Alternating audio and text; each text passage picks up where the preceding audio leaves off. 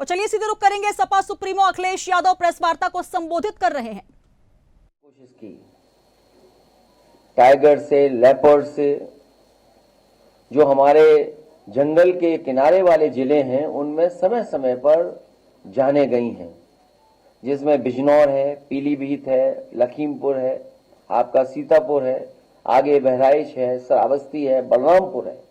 इन तमाम जिलों में सूचनाएं हैं जहां पर जानवर आए हैं, जंगलों से निकल करके आए हैं और अटैक किया है, जिससे बड़े पैमाने पे लोगों की, किसानों की, गरीबों की जान गई।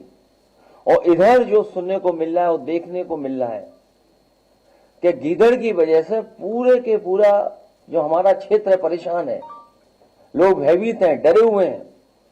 हमारे तमाम पत्रकार साथी भी मौके पे गए हैं, परिवार के सदस्यों से मिले हैं, उनकी बातचीत भी उन्होंने दिखाई है। और सरकार अभी भी गंभीर नहीं है। कभी सरकार ड्रोन उड़ाती है, कभी मुख्यमंत्री जी गोदी में बच्चे लेकर के ये साबित करने की कोशिश करते हैं कि सब बच्चे सुरक्षित हैं और हमने मदद कर दी है। और जब मदद भी की गई तो उसमें भेदभाव हुआ है। कम से कम सरकार को गरीब के साथ भेदभाव नहीं करना चाहिए। इन्होंने गरीबों के साथ भी भेदभाव किया है। समाजवादी पार्टी की मांग है कि जिन बच्चों की जान गई है उन परिवार के सदस्यों को 10 लाख रुपए की मदद हो, और जो घायल बच्चे हैं उनको 1 लाख रुपए की मदद सरकार को करनी चाहिए और उनका पूरा का पूरा इलाज और सुरक्षा का इंतजाम होना चाहिए। जानवर जान ले रहे हैं यहां पे तो। और जिन्होंने, जैसा मैंने पहले कहा कि जिन्होंने जानवर की समस्या को खत्म करने के लिए बड़े बड़े वादे किए थे, उन लोगों की जवाबदेही निश्चित होनी चाहिए और वादा खिलाफी पर सवाल भी उठने चाहिए। जानवरों की समस्या से निपटने के लिए एक एसटीएफ बनानी चाहिए, और या फिर गीदड़ की समस्या का समाधान के लिए ये भी केस एसटीएफ को ट्रांसफर कर देना चाहिए। जो लोग देखते ही कहते हैं ठोक दो, कम से कम उस एसटीएफ को ये नया काम देना चाहिए कि गीदड़ों को भी ठोक दें। जानवरों के इनकाउंटर की जगह उनके रिहायशी जंगलों को अवैध कटाई से रोकने की जरूरत है। और सच्चाई यह है, जब से भारतीय जनता पार्टी की सरकार आई है, बड़े पैमाने पर जंगल की कटाई होना शुरू हुआ है। बड़े पैमाने पर जंगल काटे जा रहे हैं। जानवरों की समस्या से निपटने के लिए बुलडोजरी सोच से उभरना होगा। उन आईएएस अधिकारियों और मंत्रियों में दंडात्मक कार्रवाई होनी चाहिए जिन्हें इन कामों पर तथाकथित रूप से लगाया गया था। अगर आपको याद हो, एक नोडल ऑफिसर तैयार किया गया था। एक नोडल ऑफिसर की जिम्मेदारी थी जानवरों की समस्या का समाधान के लिए। आखिरकार उन नोडल ऑफिसर पे क्या कार्रवाई हो रही है?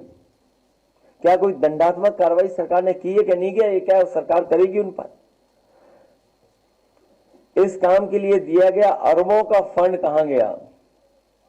क्योंकि वाइल्ड लाइफ मैनेजमेंट पे जो खर्चा होता है या समय समय पे जो सूचना मिलने पर सरकार खर्च करती है, आखिरकार वो अरबों रुपए का क्या हुआ पैसे का? क्या वजह है कि उनके अपने लोगों को बंदूक लेकर के निकलना पड़ रहा है?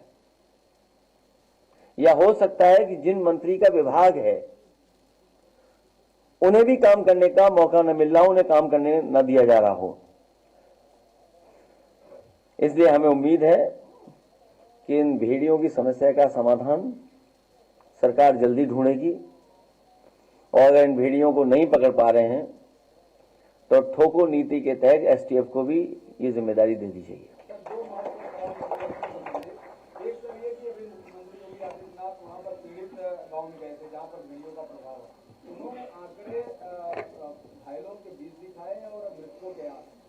आपकी लिस्ट में 60 घायल हैं और मृतकों की संख्या लगभग 10 से बता रहे, कुछ लोग आ नहीं पाए। ये अंतर क्यों है सर? सरकार क्यों बताएगी या क्यों